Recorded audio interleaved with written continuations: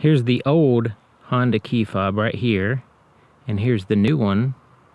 So you can see it's a little bit smaller. It does feel a little bit lighter. I haven't weighed it. And it's rounded off instead of more square. The previous one was kind of more square. It had this big chunky piece of metal here on the end that was part of the key. This one has a smaller chunk of metal. It still does have a chunk of metal for the key. So here's what it looks like. Rounded. And you can still take the key out. It has a physical key here, but it's much smaller, less chunky.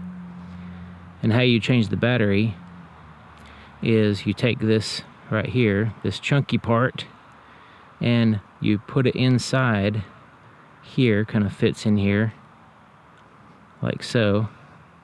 And then you pry it, you pry open the key. So, kind of twist it a little bit, gently. And then once you hear it pop open, then you gently go like that, with the buttons facing down so you don't lose them. And then there's the battery, and you just kind of pry the battery out. You can see it right there. 2032, CR2032 is what it looks like. That's the pretty typical battery for a key fob. And then you put it back together and make sure it's lined up.